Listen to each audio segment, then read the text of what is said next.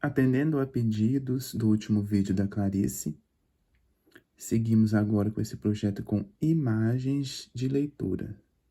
Eu vou fazer para vocês um compilado de leituras diretas, sem edição, e a ideia é sempre ler algum conto que eu já tenha lido muito na vida ou que eu gosto, e fazer vocês imaginarem cada palavra, assim como o nosso personagem Alta Coelho deste livro aqui, meu livro Um Futuro Ensinatal, A Fuga, onde Alta Coelho usa a sua tiara dos deuses para transmitir as palavras para a cabeça de Augusto. Então eu quero que vocês imaginem cada palavra como se fosse um sonho, nas palavras dele.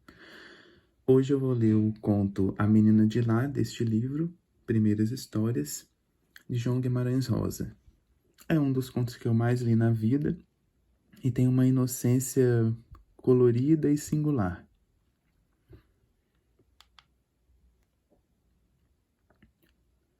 A Menina de Lá.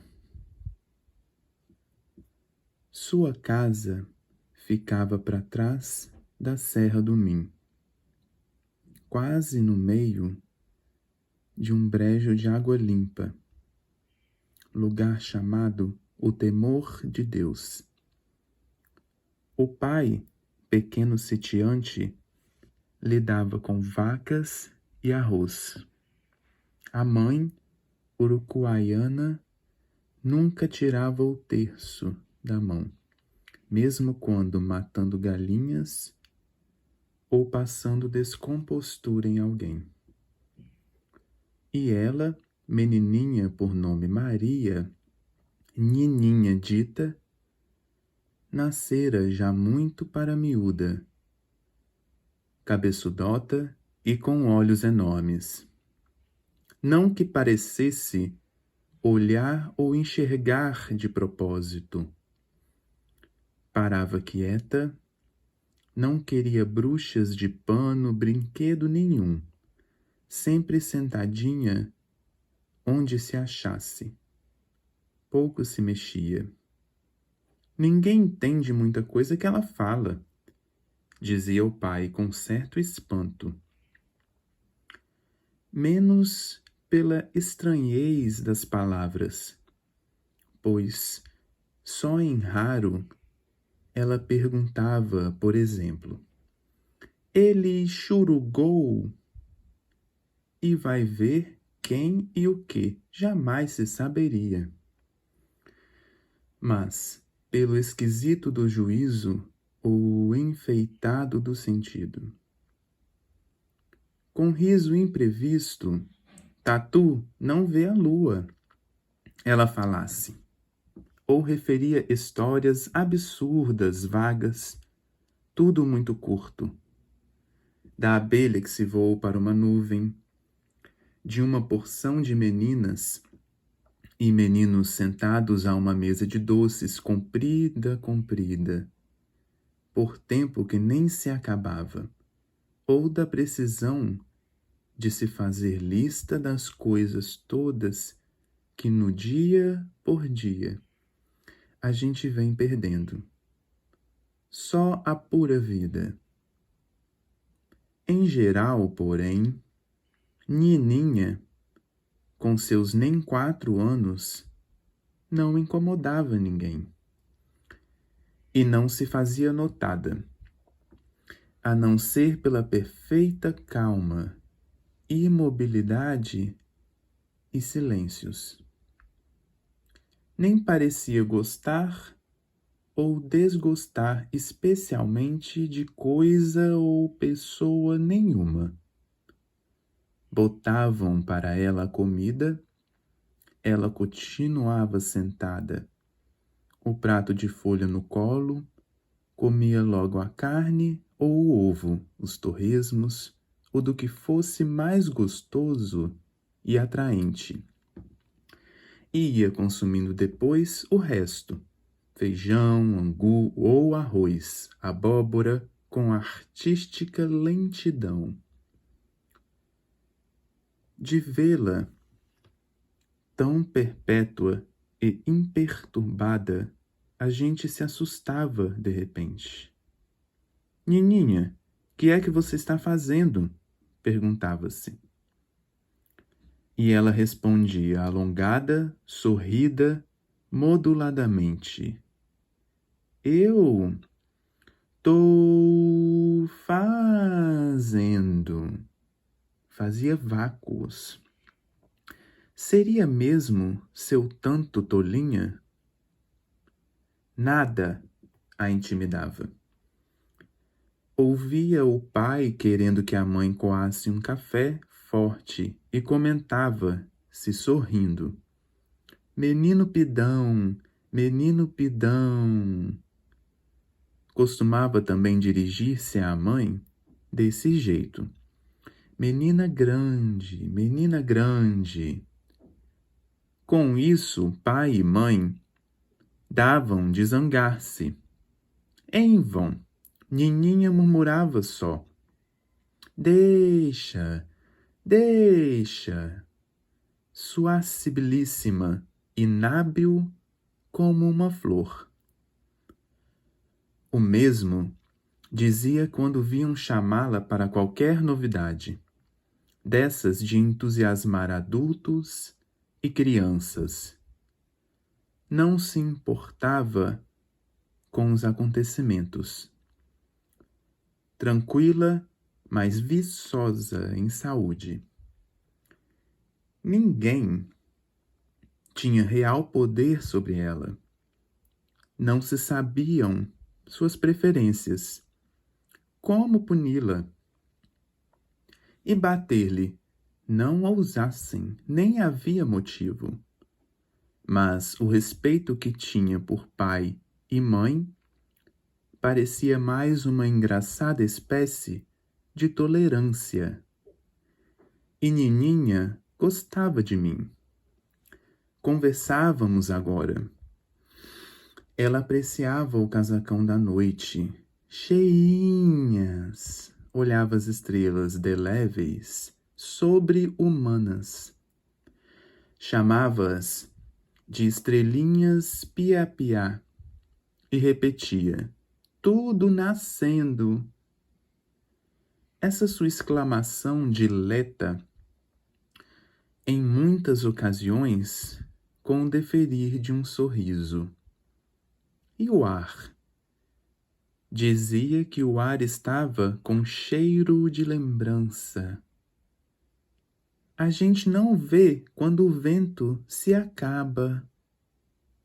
Estava no quintal, vestidinha de amarelo. O que falava, às vezes era comum. A gente é que ouvia exagerado. Alturas de Urubuir. Não, dissera só, altura de urubu não ir. O dedinho chegava quase no céu. Lembrou-se de jabuticaba de vem me ver. Suspirava depois, eu quero ir para lá. Aonde? Não sei. Aí observou. O passarinho desapareceu de cantar.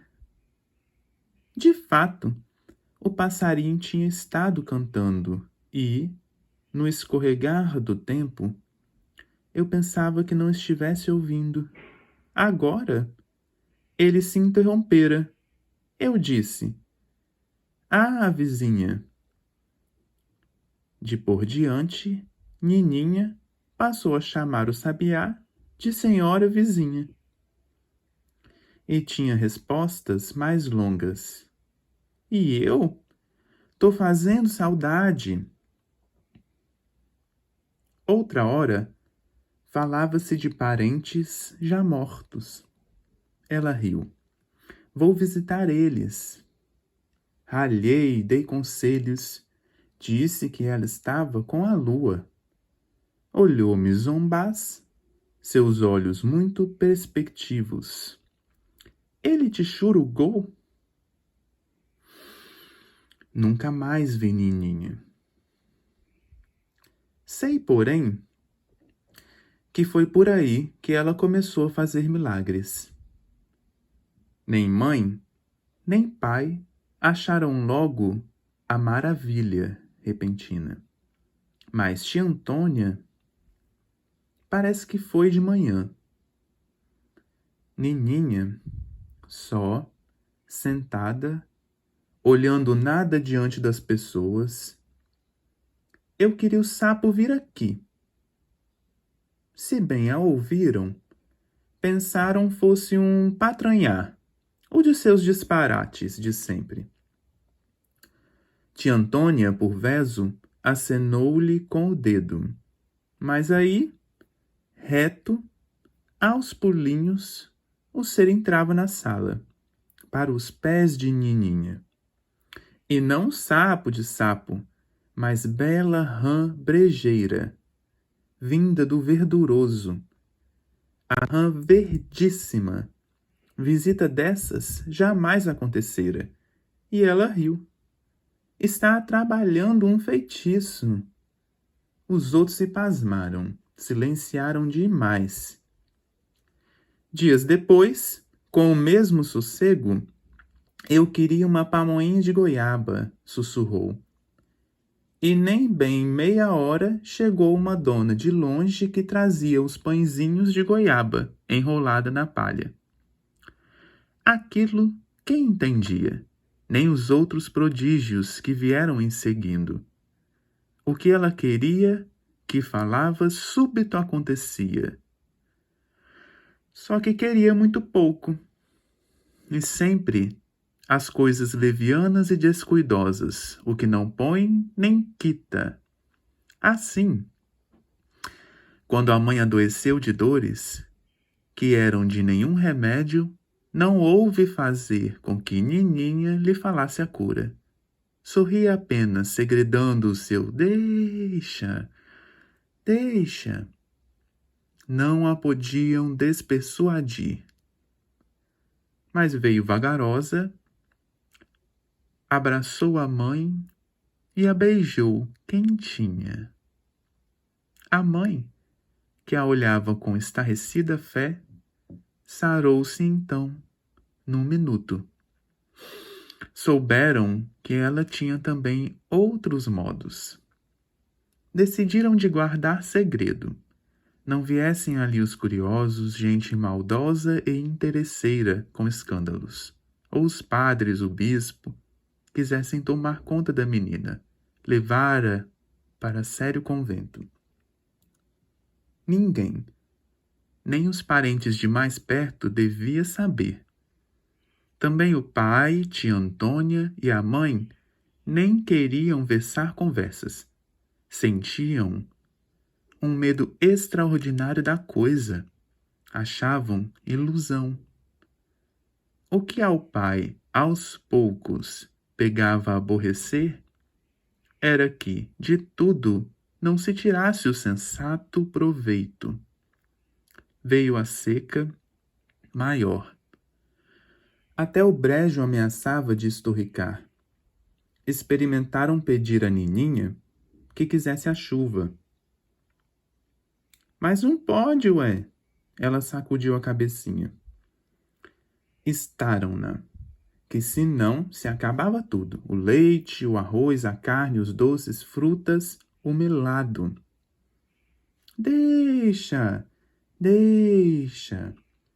Se sorria, repousada. Chegou a fechar os olhos ao insistirem, no súbito adormecer das andorinhas.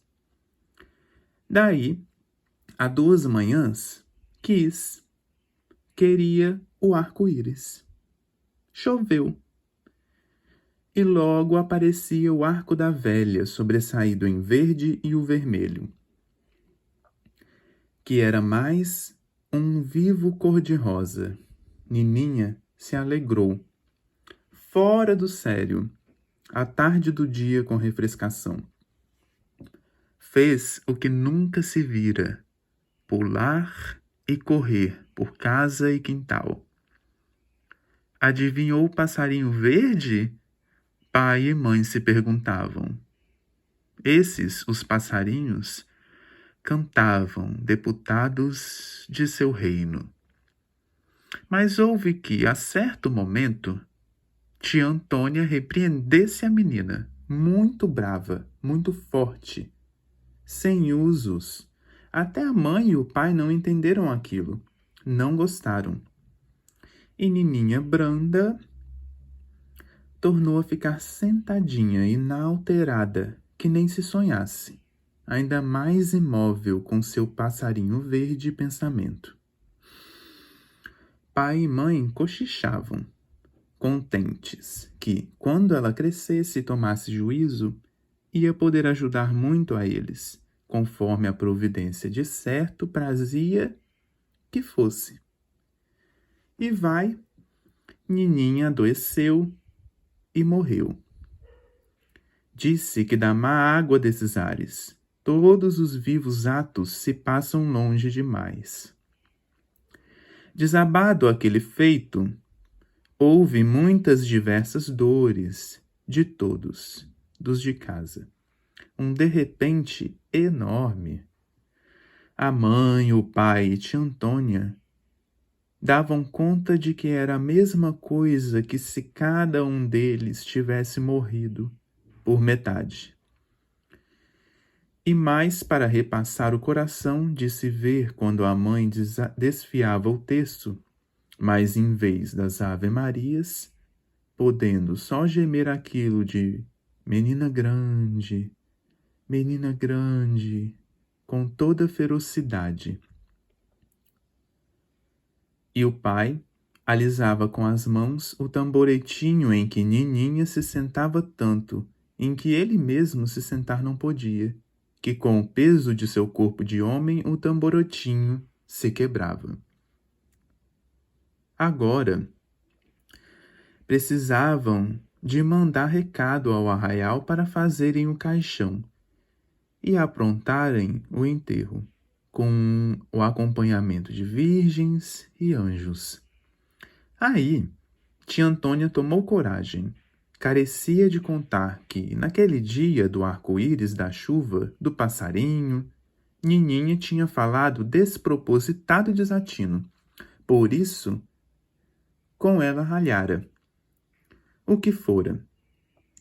Que queria um caixãozinho cor-de-rosa, com enfeites verdes brilhantes. A agouraria agora era para se encomendar o caixãozinho assim, sua vontade? O pai, em bruscas lágrimas, esbravejou que não. Que se consentissem nisso, era para tomar como culpa estar ajudando ainda a Nininha morrer. A mãe queria.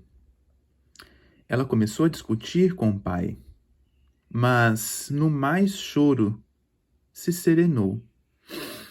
O sorriso tão bom, tão grande, suspensão num pensamento, que não era preciso encomendar, nem explicar, pois havia de sair bem assim, do jeito cor-de-rosa em verdes funebrilhos, porque tinha de ser, pelo milagre, o de sua filha em glória, Santa Nininha. É isso. Obrigado a quem sonhou lendo comigo. Até logo.